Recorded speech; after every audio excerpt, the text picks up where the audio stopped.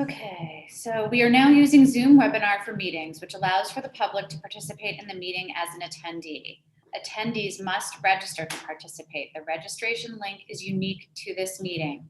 The registration link can be found in the description of the Nantucket Government TV YouTube live feed for the meeting. People registering to be an attendee must use their names, otherwise they will not be allowed to participate in discussion. Attendees will join in listening mode. They can click the raise hand button if they wish to speak. The chair will call on that, so I'm the chair and I will call on those who have raised their hands in order that they were raised. And please be patient with me on that because it's hard to tell sometimes. The YouTube chat will no longer be enabled and all questions should be directed through the chair.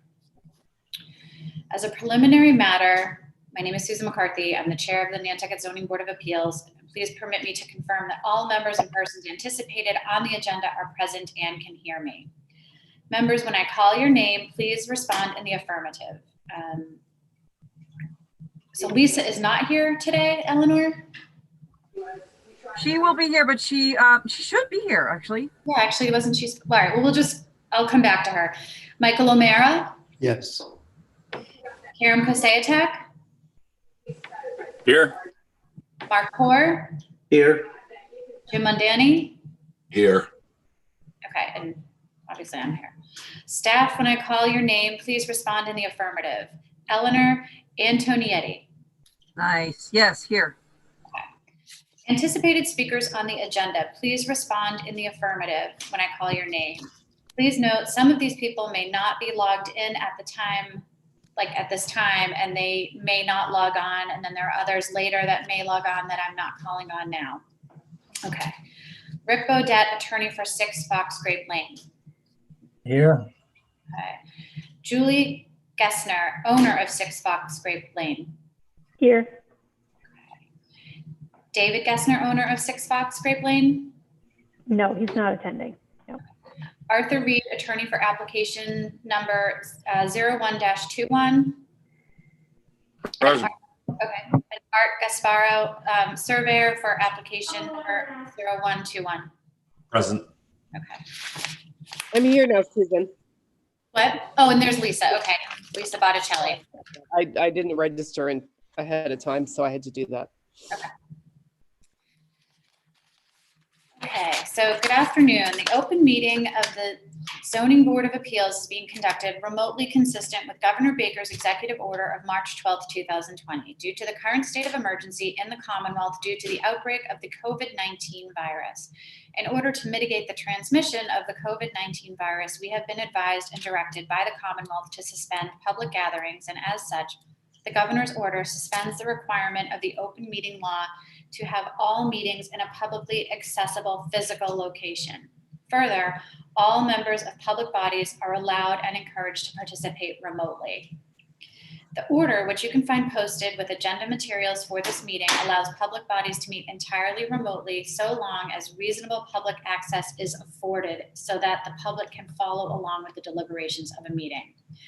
Ensuring public access does not ensure public participation unless such participation is required by law.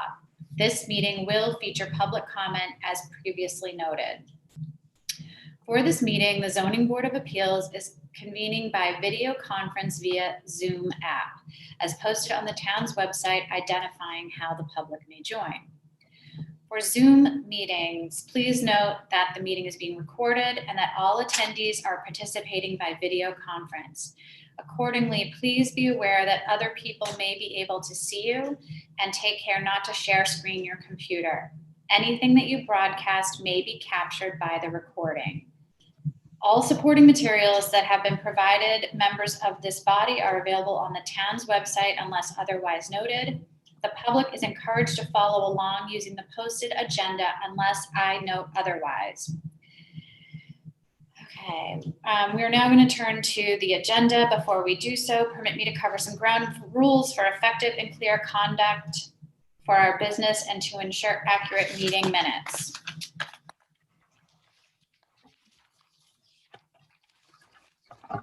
I will introduce each speaker on the agenda. After they conduct their remarks, I will go down the line of members, inviting each by name to provide any comment, questions, or motions. Please hold until your name is called. Please remember to mute your phone or computer when you are not speaking, and please remember to speak clearly in a way that helps generate accurate meeting minutes. For any response, please wait until I yield the floor to you and state your name before speaking. If members of the board wish to engage in a conversation, let's start it through me and take care to identify yourself. And finally, each vote taken in this meeting will be done by roll call vote. The end. Okay. So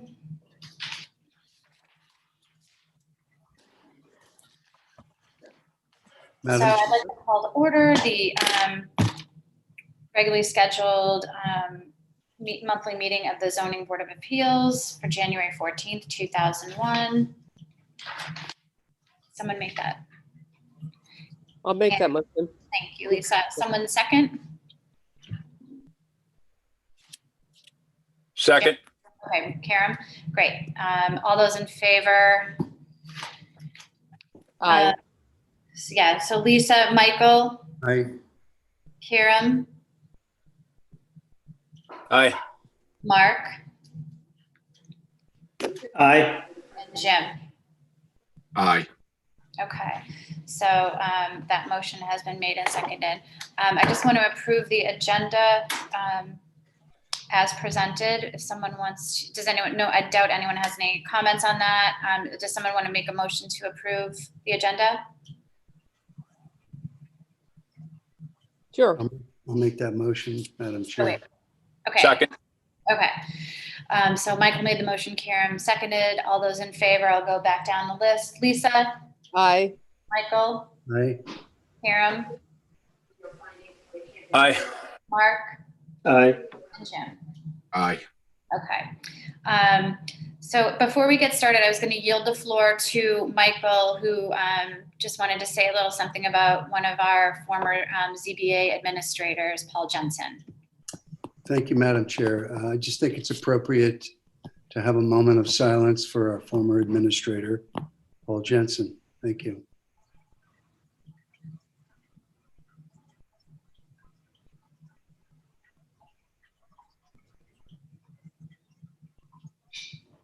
Okay. Thank you, Madam Chair. Thank you, Michael. Michael. So the next order of business is approving the minutes from December 10th, 2020. I read them over. I didn't see any issues with them. Did anyone have any questions or comments about the contents of the minutes?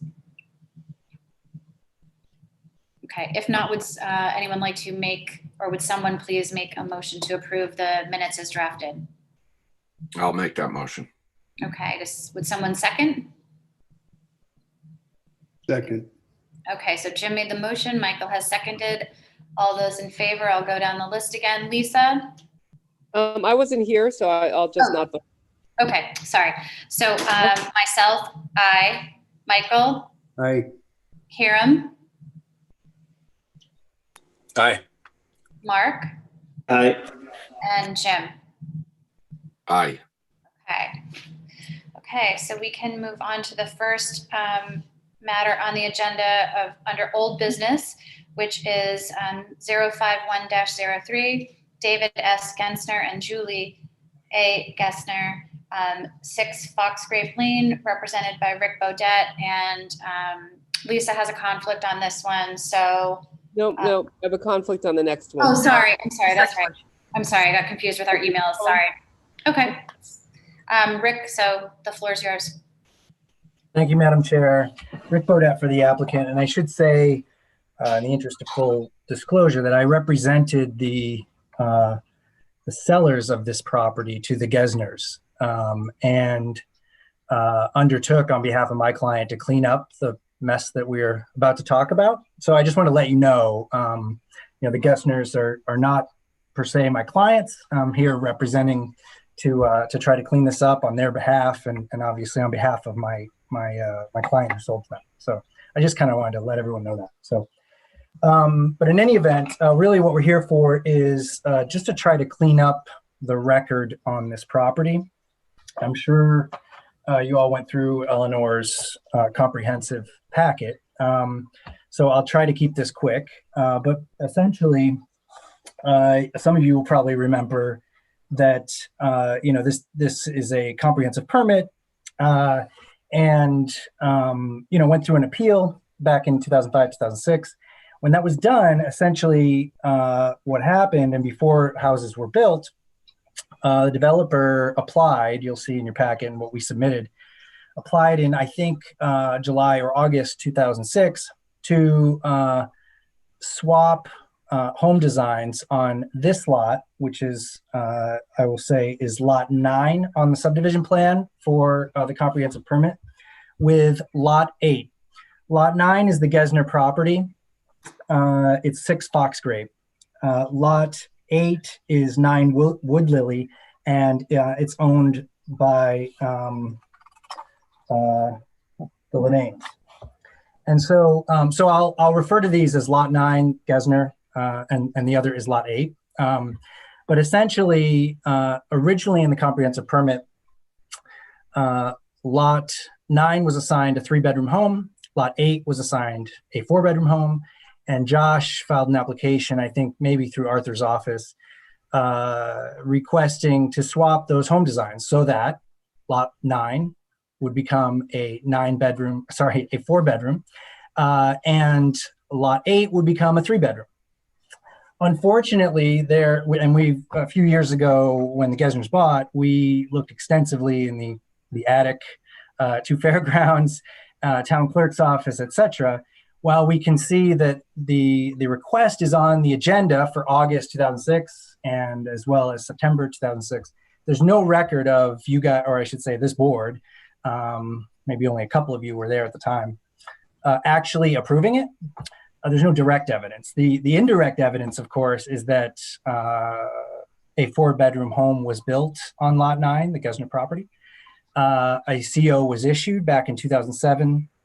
Our clients, the Preschlacks, bought it and remained that way. They finished the basement, but it remained that way until they sold to the Gesners in, I think, 2018, 2017. Likewise, the lot 8, was a 3-bedroom home was built on that property and has a CO. And again, that property has a finished basement now as well, but has remained a 3-bedroom house. So I think every indication is that the board likely approved Josh's request, and there's no indication otherwise.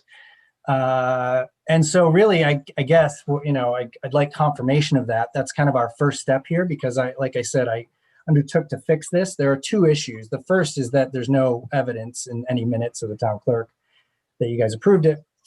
The second, and where it came to light, is that in the actual declaration of restrictions for the comprehensive permit, obviously bedroom count is a big deal for this subdivision, and each lot has a specific bedroom count.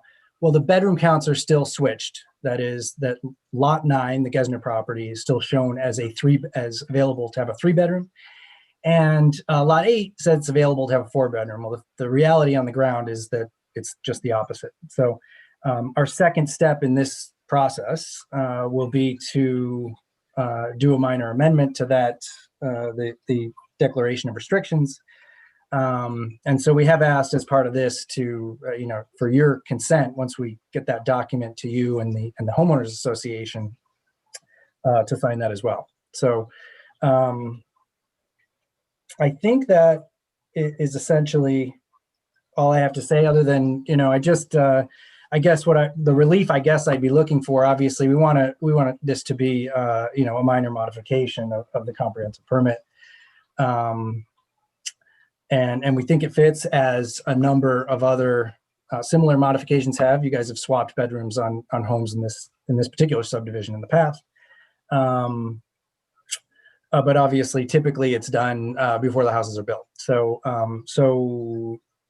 I guess I want the blessing that this has already been done, or that no relief is required, etc. I guess I sort of need something from you guys, other than my indirect evidence that I've already stated, so that I can show the homeowners association that this is the way it's supposed to be. So with that, I'm happy to answer any questions you guys have. Madam Chair, would you mind if I piped in a little bit? No, not at all. Go ahead. Just to back up what Attorney Bodette said, and I believe I iterated this in the staff report, but to be super clear, I did a lot of research for looking for the minutes in the various boxes in our attic. But Rick sent staff here to spend hours combing through them. What really happened here is that the administrator at the time used to take the minutes by hand on a legal pad, and she would eventually transcribe them. And if she ever did that, they never made their way to the town clerk or any place. So this is through no fault of the then applicant or the current applicant. I would definitely state that there's no way they would have gotten the 3 and 4 bedroom count building permits on those lots issued by the building commissioner and the CEO if there hadn't been some record of it. So probably they were all in the same building at the time, and the CEO or whoever was signing off went over to the then administrator and said, is this allowed? And she confirmed. But sadly, the written record is not to be found. Okay. Madam Chair, Sure, Arthur. may I speak? Absolutely. Eleanor directed me to the letter that I had sent about various matters, including this one, to the board back in 2006. And that has refreshed my recollection with regard to it. There were a number of issues that were raised at that time that had to be dealt with. This one I recall as being non-controversial. It didn't make any difference. It was just a swap between the 2 lots, not changing the overall number of bedrooms. And as I recall, the board acted on it favorably. It's too bad that the record on that is missing, but I'm sure that that's exactly what happened. The other thing is that 2 of our current board members would have been likely present then.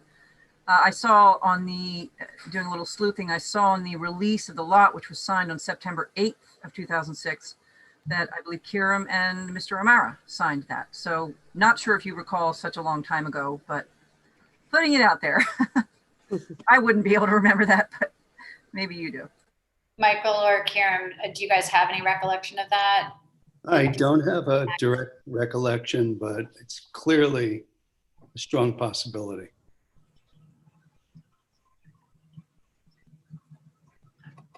All right, Karam's shaking his head, so it doesn't look like he has recollection of it. But I agree with Eleanor and Rick and Michael that based on just having the building permits and getting the COs, and I think I definitely wasn't around for this one, but I think maybe later on, or we did do a model swap on another one that I was around for, and I don't know if it was in this development or another one, but I know it's a practice that has happened and we have approved. My only concern,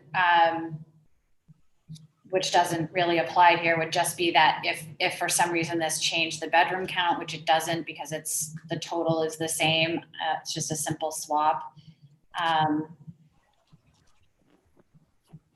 And so Rick, are you, for us to ratify the change for the number of bedrooms, are you looking for us for that part of it just to say that it's insubstantial? Well, first of all, I guess I'd like you to say it's insubstantial. And then bless it either has already been done, 14 years ago, which I think is probably the path of least resistance, just sort of confirming that it's already been done. Or I guess you could say, I don't know. I mean, no relief is required or something. I'm not sure how you guys want to do it. But without something from you guys, I mean, I can, I need a lot of signatures on the document I'm going to prepare for the homeowners association. You just need to you just need something to tie the two Yeah, together. I don't want to have this discussion 64 times. I'd rather just say, here's the piece of paper that says it's done. I guess that would be a big. Amending the document, Josh had the power to do that, change the bedroom counts when he was in control. Now the homeowners association has taken control. So they can't do that on their own, or you're just saying, rather than putting it on them, you want us to say, this is what it already is. So it's not really a discussion for the HOA. They're just basically blessing what already happened. Well, yeah, I mean, I think there's going to be a discussion, right? They're going to want to make sure the bedroom count isn't increasing. I'm going to have to explain that, obviously. But to answer your question, yes. I mean, they can't, they need to be the ones to do it. And I'm not going to go to them and say, hey, can you guys fix this? I'm going to, put a bow on it and make it easy for them, essentially, is probably the best way to make it happen. And obviously, and we need this, I think we need a majority of the homeowners in there. So it's a bunch. And we also need the lot 8 owner. They need to sign it as well. So Does lot 8 have any objection to this? not that I'm aware of. I don't know if they could have any objection to it, but nonetheless, I don't think so. I reached out to their attorney, Jesse Glidden, mentioned I was coming here, explained it to her, and she said, okay, good luck at the ZBA. Let me know when you have something for me to sign. I'll send it to my clients. They Okay. bought the house with 3 bedrooms, so. Right. No, I know. I'm just saying. Madam Chair, that's my concern, is that it's not, from my perspective, it's not substantial considering the background for the property owner, the guest nurse, but the adjoining property owners, hopefully that doesn't change anything there. Then that would be substantial. If they If they were think expecting they that have they could add a 4th bedroom or fourth something. bedroom, yeah. Right, but they weren't. It's never been. It's not a real, in my mind, it's not a real. They don't have 4 bedrooms. They swapped, and it was issued and done. It just. COs were issued so before the sale of either property to the Okay. prior So owner. they couldn't add a bedroom thinking they have an extra bedroom. I think, Jim, if I may, Madam Chair, through you, I think, Jim, that no, they couldn't. In fact, they bought it, I want to say 14 or 15, 14, it got a CO, and then they bought it, not long after that. They bought it as a 3-bedroom CO. They have finished their basement with a couple of offices, or an office and a rec room. I think if they could have, they probably would have put a bedroom in there. That's a little bit speculative on my part, but more than that, I think if that property came in today to Marcus with an application to add a bedroom, I think they couldn't, because it would be over the bedroom count if they added a bedroom. Right. And then they'd have to come to you, so that's the only reason I say I don't think they can really object to it. Well, as it exists now, the bedroom count in the declaration says they can, but you say that they wouldn't. In the declaration, yeah, it does. In the homeowners and Eleanor, they've been notified, right? They've been noticed, and you said you've No, reached. there's no. This is for requests for insubstantial. They're not noticed, but I would like to point your attention to page 3 of the staff report, where I have a timeline for both lot 8 and lot 9 of building permits, COs, transfers, deeding out. So people paid for what is on the ground and what was approved presumably in 2006. Okay. It also says, I noted in your staff report, there is a maximum number of bedroom counts, which it's dwelling units and bedroom count. So the swap, I think even if they challenged it and tried to have 4 bedrooms, I think they would still lose on that, because even if it says 4 bedrooms for them, it would still put the entire development over the bedroom count. So and I think there's also enough steps on the ladder for this one. There's only one missing. That's the paperwork from us, or the written blessing from us, whereas there's the COs, the building permits, the applications, everything else. And back then, the only proof would have been so-and-so's minutes. Now I actually write up a letter with a memo with a notary that you signed that goes to town clerk. So I'm really, really careful to memorialize these things because of this. Because when Rick came to me a couple years ago, we were trying to figure this out. I was like, Jesus, this is terrible. I mean, clearly this happened, but there's no record. That's terrible. So that's not going to happen anymore. It hasn't happened since I became aware of it. The other thing I wanted to tell you, and I don't think I included this in this packet because there was a lot, but you may recall in 2017, Attorney Hanley came for approval to amend the declaration. It was a second amendment to the Declaration of Restriction and Easements to swap the bedroom count on lot 2 and lot 34. So and that was prior to the full build out of both of those lots. So very similar to the 2006 situation. It was before building permits were pulled, they requested the approval. So we've done this more recently actually, but it was memorialized properly. Okay. I mean, I don't want to belabor this, but we're technically affecting the zoning on another property, but I feel comfortable this is an administrative thing that we're doing. I agree with what you're saying, Jim, and I also think, Rick telling us that he reached out to Jessie and made her aware of it. Her clients, if they had a issue with it, this would be the forum for them. And I don't see it I see it more as of the administrative cleanup, and that it's not. Again, it's not substantial. Like I'm not using that in the context of the comp permit, but just in overall, I think this is more of a cleanup than a substantial issue. Does anybody else have comments on this? Karen, you sat on the board through this process. Do you have any comment? You're on mute.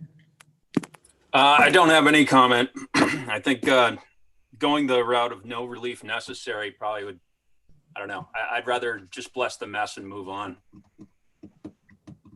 That's my take. Okay. Lisa, what do you think? And then I'll go to you, Michael. I mean, I agree. It sounds like it had taken place. It's just a paperwork issue. So Yeah. It seems it's pretty straightforward. And Michael? I agree with your analysis, Susan, coupled with the fact that the barriers that were in place at the time for either the building inspector or the zoning enforcement officer to not approve this. When you add them all together, I think it's a mistake that was made somewhere along the line after it was approved. And I think we should go ahead and approve it. So would you, Madam Chair, would you like me, I'll let you make the motion or whatever you're gonna do, but just putting it out there, as I have done lately, I create a sort of a narrative letter that is addressed to the town clerk. It would also go in the building permit file with a memo that's notarized. You would sign the letter, I sign the memo.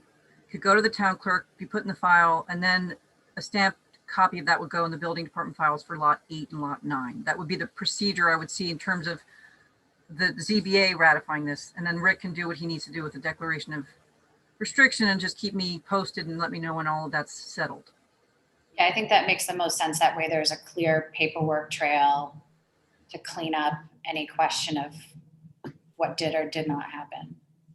Yeah, because then I can put all of those things in I'll send Rick the second amendment so he can see how it was worded. And we did sign that, by the way. So there's an assent to that amendment. So we'll need to sign the assent. So I'll send that to him so he has it. And and that would be something else would go in all the files relevant.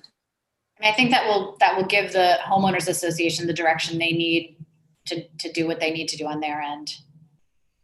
Hopefully. Okay, so for voting purposes today, we need a motion to quote unquote bless the mess.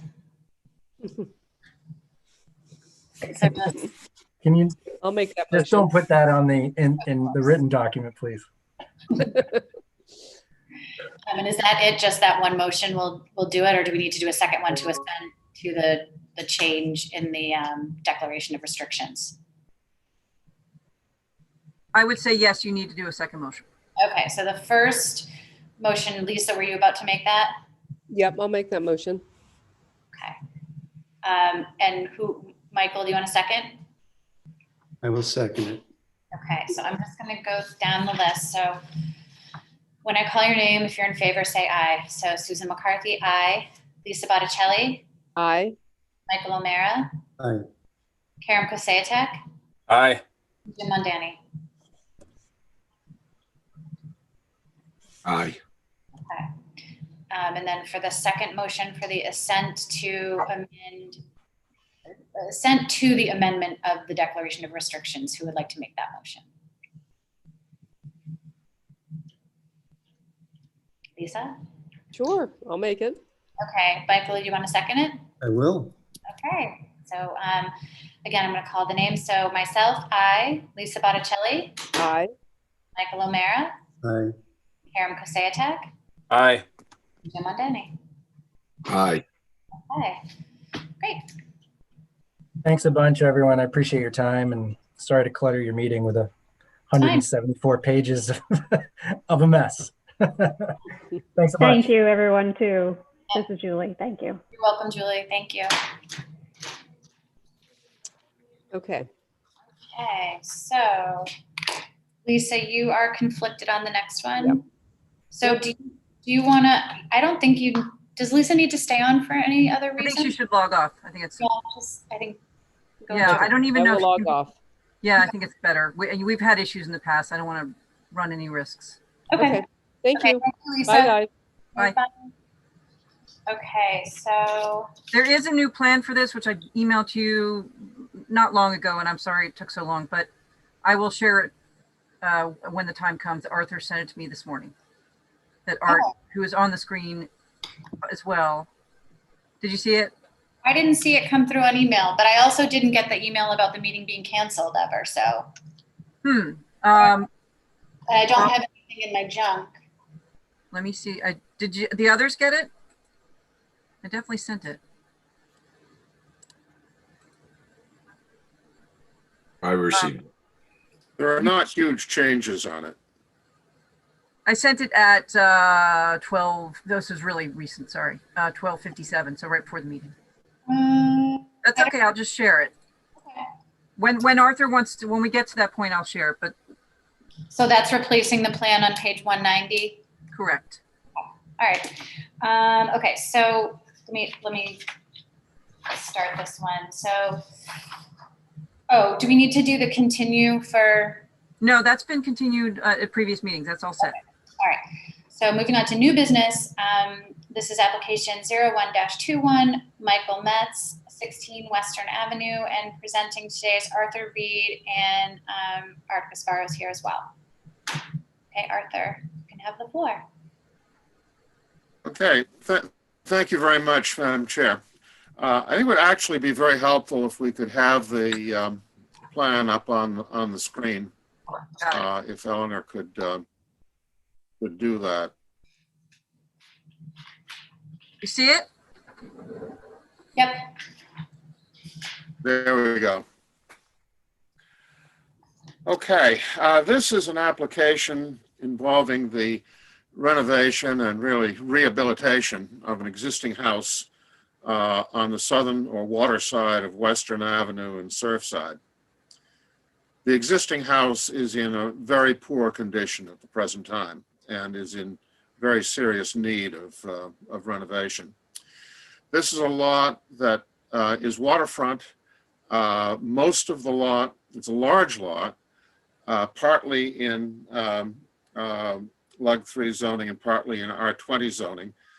The part close to the water is all in Lug 3, and that's sort of irrelevant to what we're dealing with because the only buildable area of the lot is up near Western Avenue because most of the lot is actually in wetlands resource areas. A coastal dune reaches up.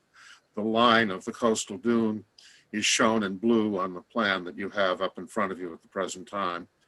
And everything between that and the water to the south is unbuildable land and subject to wetlands jurisdiction. And in fact, the whole lot is subject to wetlands jurisdiction. a large part of the house that exists at the present time is within the 50-foot setback from the wetland resource area. The house at the present time is 13.7 feet at the front step from the sideline of Western Avenue. There's a garage at the present time that is situated approximately 2/10 of a foot from the boundary of Western Avenue. What we are proposing to do is to, as I mentioned, renovate the existing house with also an alteration that will involve removing the garage and basically sliding the footprint of the garage back, if you will, with new construction, back to a point where it will be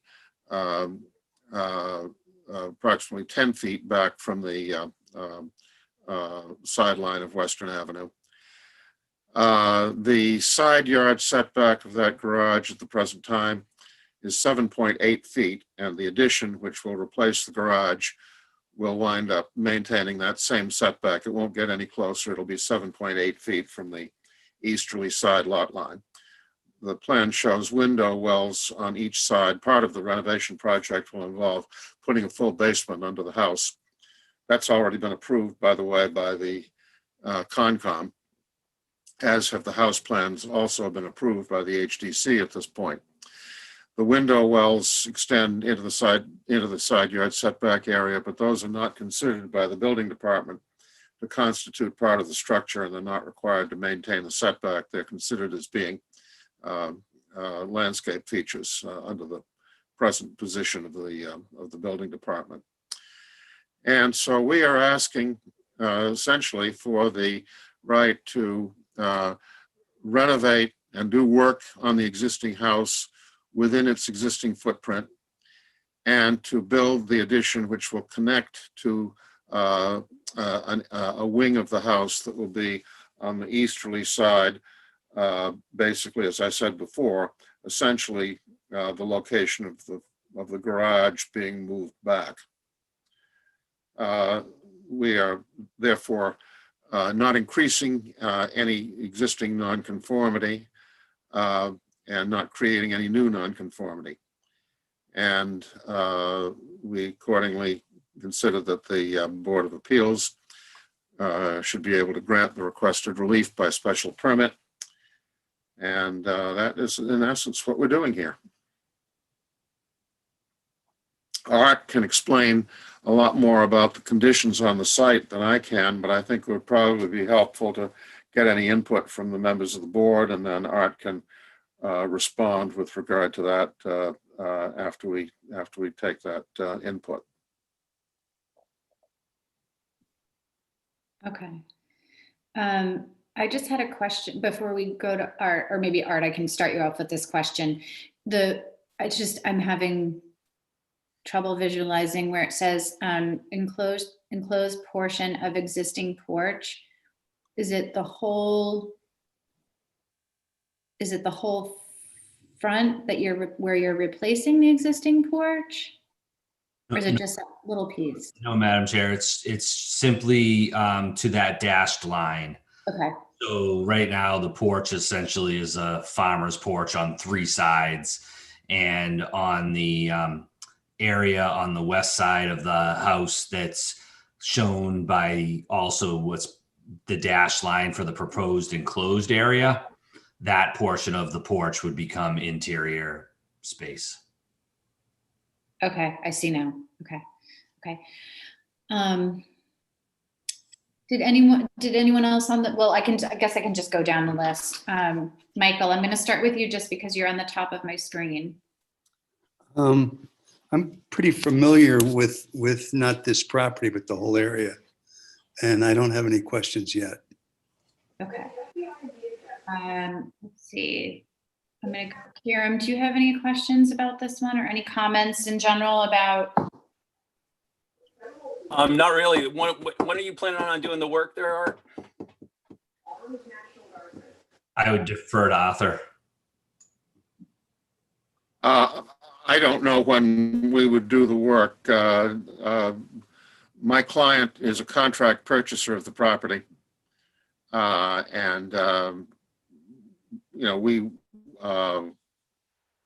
I don't believe have developed any specific plans. I mean, we haven't engaged a contractor yet or otherwise proceeded toward that. Are you, do you have a specific concern that we can respond to on that, Karen? Just really the time. Clearly summer's crazy down there, and just having a lot of traffic and so forth, it would just complicate things. That's all. I think we can accommodate anything that the board would consider to be reasonable on that. I understand the point that obviously we are in close quarters and that doing work during the summer could be problematic. That brings me exterior work, that is. Right. That brings me to I guess I'll go through and then I'll come back to that question.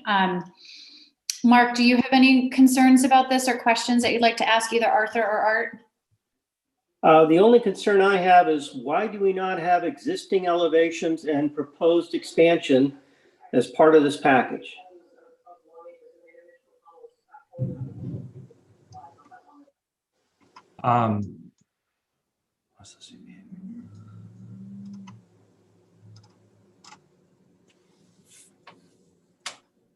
Do you guys Well, I know that they've been undergoing, the elevations underwent revisions in the course of the HDC process, I know, but and I think that at the time that we originally submitted the application, we didn't have those in any kind of final form. We do have them now.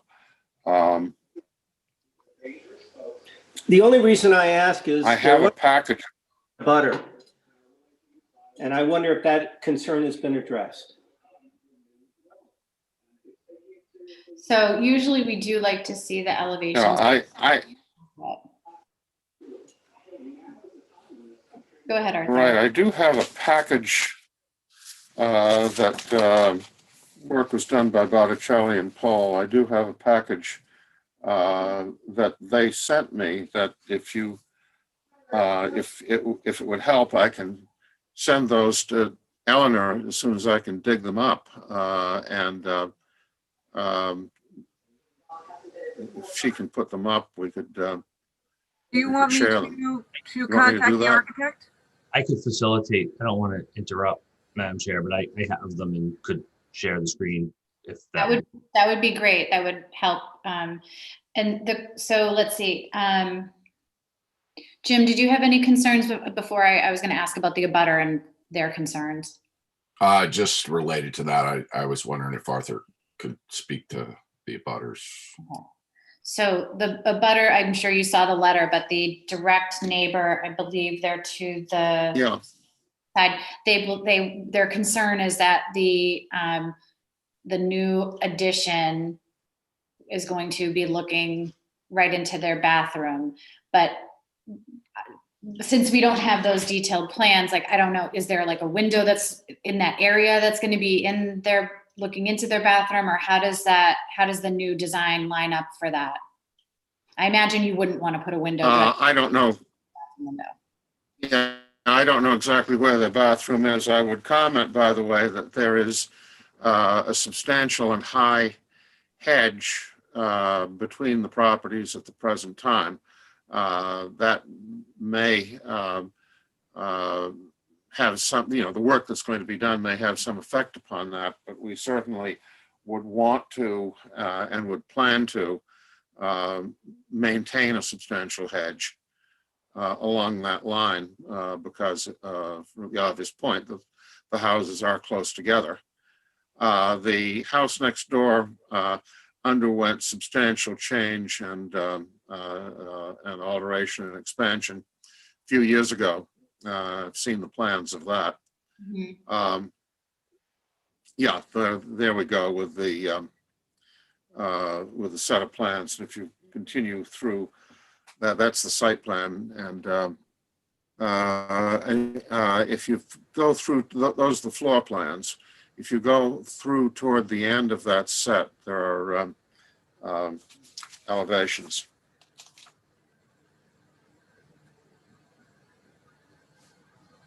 If I could just jump in to add. Yeah, there you go. We do have both what's in smaller format, what's existing, and then the process that the architects went through a previous submission, and then the finals, what's currently before you. I mean, we can certainly condition any decision to address screening, either, that either, maintaining any existing screening, or if anything's disturbed, to replace it with similar size and shape. Of course, Venetian blinds and shutters and shades can do a lot with regard to maintaining privacy in a bathroom too. True fact. Okay. Mark, does this help answer your concern? It just raises another concern with the increasing ground cover. I trust that it's all in order, because the upper level floor changes clearly expand out over what was the porch area, and therefore constitutes ground cover as it addresses the ground, unless that whole area was closed off. And quite frankly, I think it's a HDC appropriate, but I just don't have the answers to those questions. They have plenty of ground cover. Yeah, We're nowhere close to our ground cover. I think The total area, which may include the total area covered by structure, but not all of which is going to count as ground cover, has been calculated by Art on his plan at 1,777 square feet, which is less than the amount that is allowed at 12.5% of the R20 part of the lot, which is close to 20,000 square feet. So we'd be allowed to have almost 2,500 plus whatever benefit we get from the log 3 area of the lot. So again, we have absolutely no ground cover issue. Page 5 of the staff report has that called out. Right. Mark. Yeah, it looks like you have a total of allowable ground cover of 6,085 square feet. So you're well within your. Yeah. You're well within your. We couldn't build anywhere close to the total amount of ground cover in our wildest dreams because of the Concom issues involving the property. Right. Okay. Was this included in our packet? No, these plans were not in our packet. Oh, can I see the west elevation? There it is. Okay.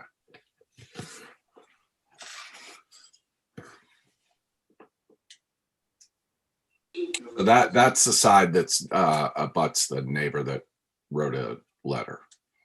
The west. No, it'd be the east. No, it's the other one. East is the neighbor that wrote the letter. I'll put back the east. Hold on. Well, this is isn't it the garage showing on the, oh no, this is the garage. It is the east, Jim. Yeah, that's it. And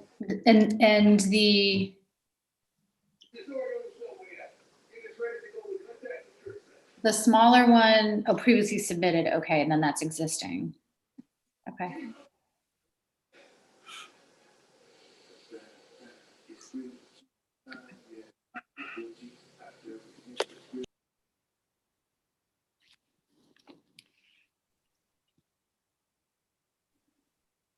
I mean, I see why the neighbor, there's a little deck off the back, and now there's the second story or the windows above, but there's HDC approval and there is screening. I don't know how far they are off the lot line, but I thought it was the west side, which they're a lot closer. I thought they were the ones objecting.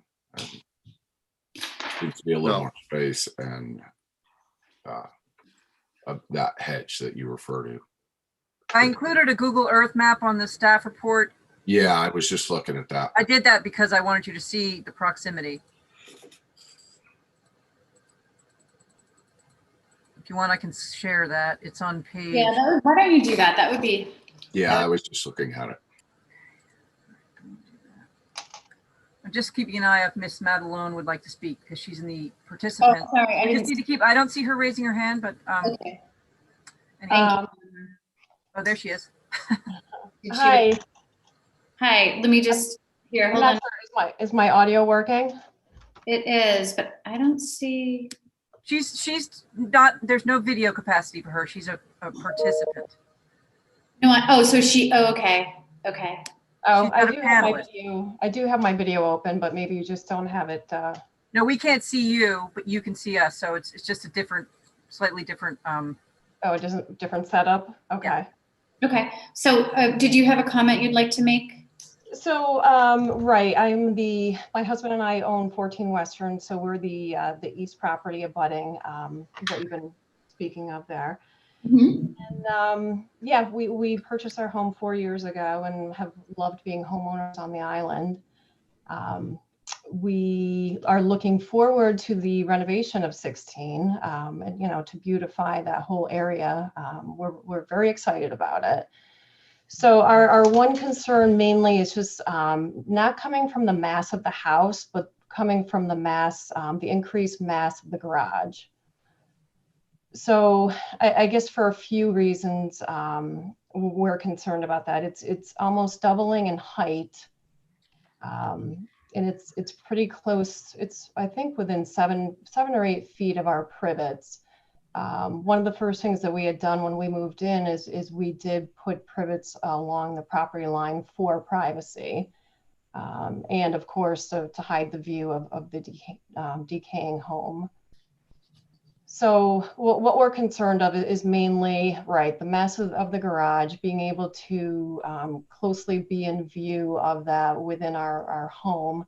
And then what we're speaking of, the window, we have a skylight within our secondary master, which does not have a blind on it because that defeats the purpose of a skylight. And then that's the window that we have concerns about and would be lacking privacy at that point if the second level were to be added onto the garage.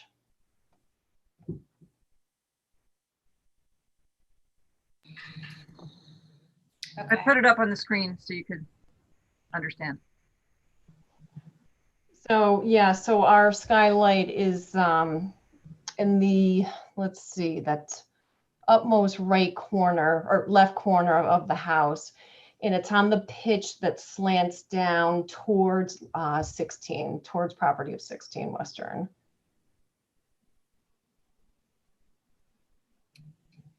Okay. So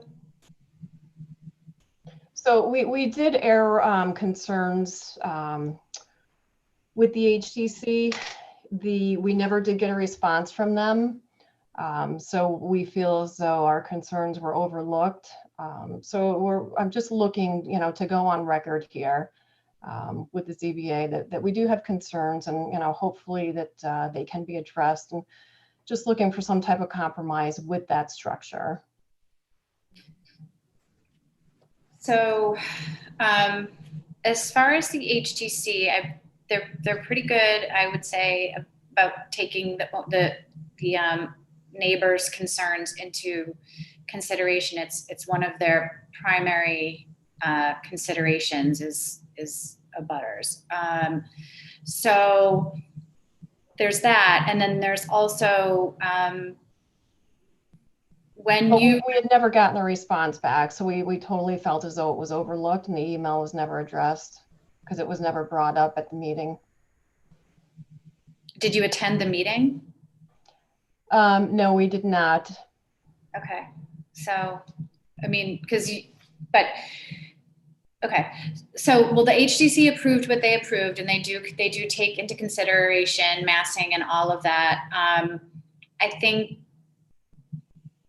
that it is somewhat unfortunate that you decided to put a skylight in a roof pitch that slants towards your neighbors, because they do have the ability, to renovate or build, and we can definitely take that into consideration. But I think there is screening and I'm just speaking as myself personally, but there is screening, and there are, they do make special shades for for skylights, that still allow, my parents have skylights in their home and they have special shades that they've gotten that still allows light in, but does allow for privacy. So I think there are things you can do to mitigate that. But I don't feel that, personally, I don't feel that it rises to the level of sending these guys back to HTC or having them redesign their garage plans or their renovation plans. But I'm going to go to the rest of the board to see if anyone else has comments on this. So Jim, I will start with you since you are like looking at my screen. You're right beside me.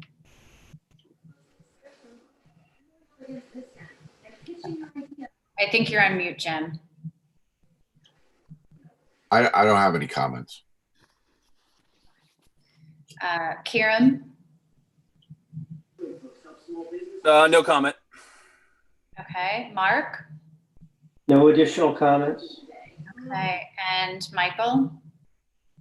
I think it's a fully developed plan, but they're within their rights to do that. Okay, so like I said, I think that we can condition, it looks like there is significant screening, some on the abutters lot and some on the applicant's lot. We can definitely, and I think we should have a condition in there. And if anyone else feels differently, let me know, but that the whatever screening is there is maintained or replaced if somehow damaged or having to be removed during construction. Eleanor, do we have the ability to, or do we want to try to limit construction there? I mean, it's not in a zone that we've never done it in anything but a densely populated like ROH, R1, SOH, S1. It would be, if you, in my opinion, if you don't mind my saying through you, I think if we start doing that, I agree. Yeah. I think, sorry, Mike, I was just gonna say one thing. I think that this will come down to good neighbors and being in communication and also just having contractors that know what the rules are and understand how to get along well with the people around them. But Michael, you had a comment? My comment is, needless to say, when the surveyor was subdividing this property 100 and some odd years ago, he was told to create as many waterfront lots as possible. And there wasn't any zoning to worry about. And that's exactly what he did. And he made a lot of happy homeowners. Although this isn't normally in our area that we're concerned about construction in the summer, I think we're well within our rights to take advantage of what Mr. Reed offered earlier in the meeting, which that his client could live with whatever we decided was proper. So I would suggest that we have a Labor Day to June 15th window of opportunity here, because it's a substantive renovation.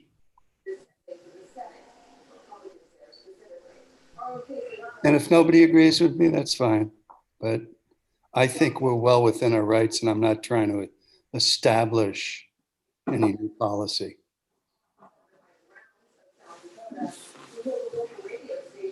Karen, do you have any comments on that?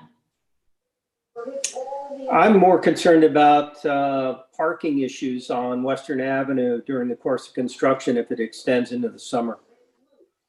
So I think, and Karen, I'm sorry, I asked you a question. I'm talking instead of allowing you to talk, but have we done in the past where if it's not restricted, like construction time, we've asked that people, that contractors, and maybe I'm completely wrong on this, have we asked people to park in like the town lot on Pleasant Street or like something like that and then carpool together or to limit cars? In Scott's, you did it. I don't recall any others, but it was Broadway, I believe, a big project, a pretty big renovation project on Broadway, if I recall, or Shell Street. And there was an excavation and raising of the building. It was very close quarters with everything. And also those streets are very narrow. So you had quite a number of restrictions and then it's construction protocols, and GC had to give his number out to everybody and the people had to park or carpool.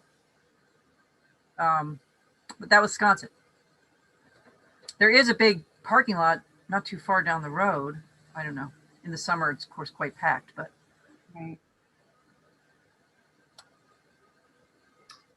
Okay, well, Kiram, I was going to you to see if you had any comments on, I guess, parking restrictions, anything like that. No, I 100% agree with Michael's comment about having those dates up.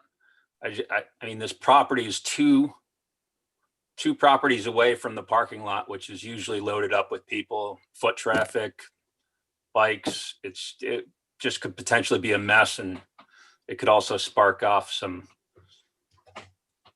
conversation between neighbors that probably we could just, take care of now. That's all. If I may, my client wants to be a good neighbor. My client has no desire to cause any difficulty in the neighborhood. And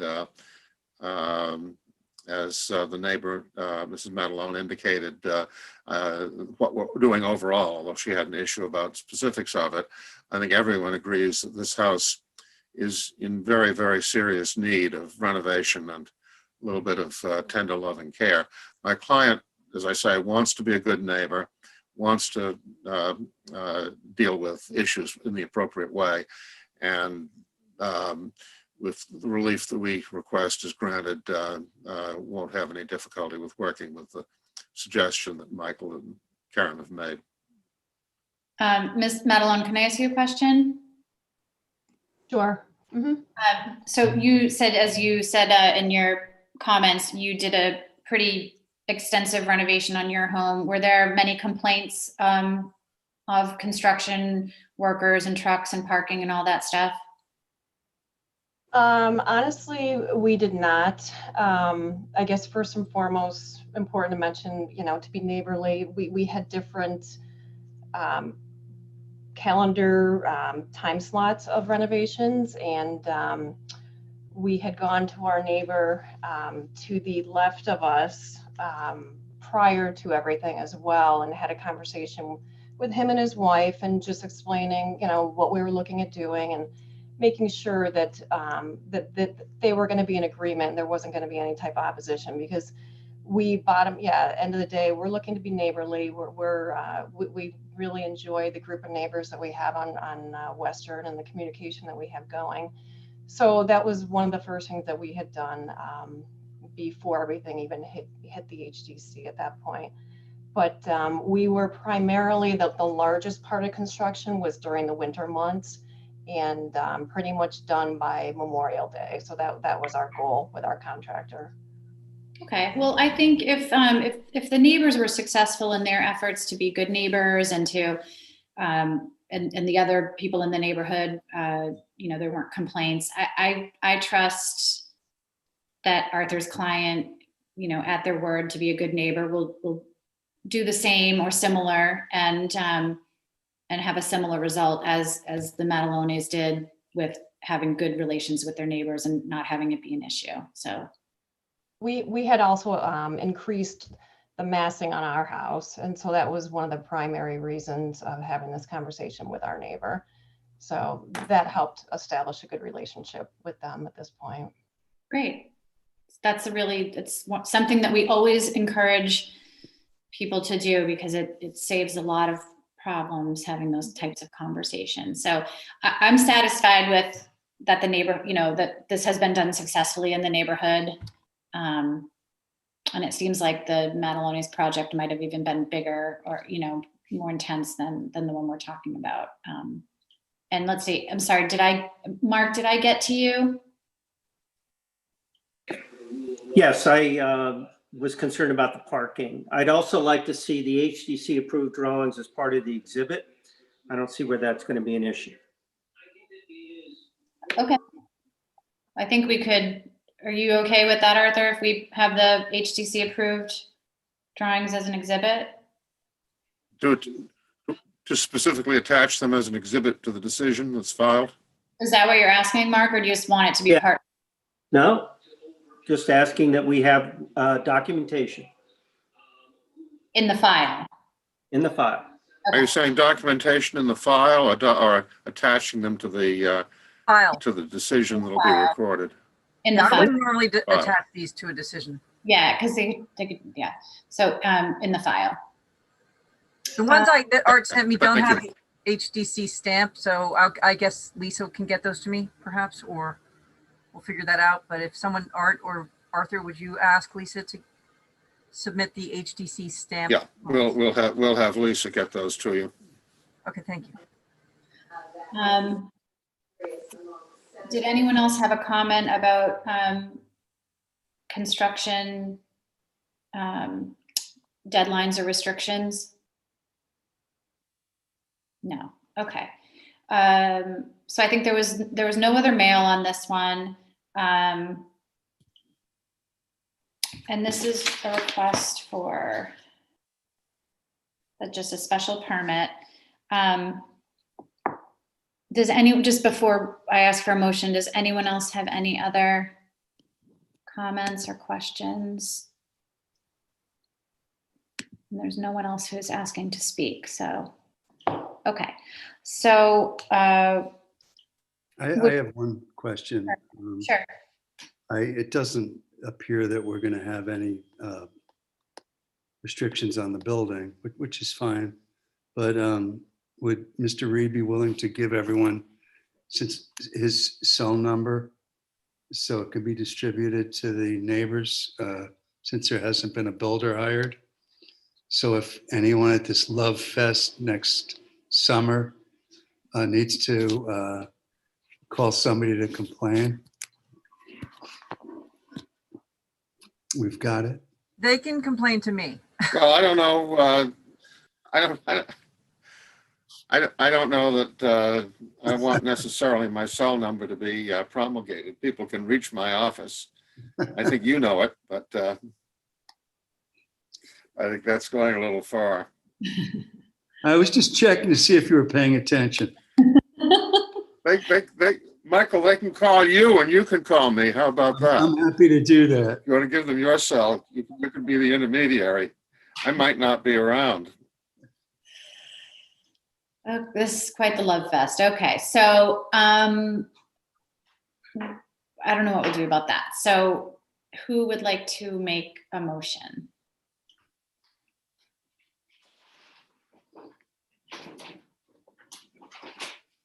I'm going to call on one of you if you don't. I feel like a teacher. Come on, Kieran. I was going to say Kieran too. Come on. I'll make the motion. Okay, Jim. And Jim, in your motion, are you mentioning anything about maintaining the screening? I did not plan on it, but if you want to add to that. Yeah, I wouldn't mind if you did, but it's up to you. The screening is on the is not on the subject property, is it? It's on the adjoining. It looks like from the Google map, it's part on both. Okay, I'll amend my motion to maintain the appropriate screening. Second. Okay. All right, so I'll go through the list then. Yeah, you might want to say your motion, explicit. To grant the relief. Grant the relief is requested, blah, blah, blah. Yeah, I'll make that motion to grant the relief as requested. Thank you. Along with this additional landscape, maintaining landscape, the existing landscape to screen the garage. Okay. So maintain, can we say like maintain and or replace any disturbed area? Right? Okay. So I just want the screening to be what it was before. Okay. So Jim has made a motion to approve the relief as requested with the condition that the screening will be maintained and or any disturbed area will be brought back to the condition it was prior to construction. Karam, you seconded it? Yep, okay. So now I'm going to go down the list. So myself, Michael O'Mara. I will support that. Karam, Aye. Mark, Aye. and Jim. Aye. Okay, so that motion carries. Okay, great. And Arthur, you did not have to give out your cell phone. Thank you very much. You're welcome. Yes. Okay, so this was a short one today. Where's my agenda? That is the last matter. That is the last matter. So we have nothing else except we've nothing in other business. No, just keep your eye out for planning board meetings where the ATM articles are discussed. As you know, it was moved to Saturday, June 5th. And I, in fact, sent you something by email regarding one of the citizens articles, which is of interest. Yeah. So, but I know Kiram has told me he will not be here on February 11th. Okay. Which I appreciate advance notice of. We don't have any holdovers, so it's not really relevant, but just need to be sure we have at least 5 or 6 people who will be here, because February tends to be a month where people go away. And I would say, since these meetings are on Zoom, whether it's planning board or finance committee, if it's something that's of interest to zoning and we think is going to come up before us later, in a year or two, I definitely think it's worth it to attend if you can, even if you just have it on in the background.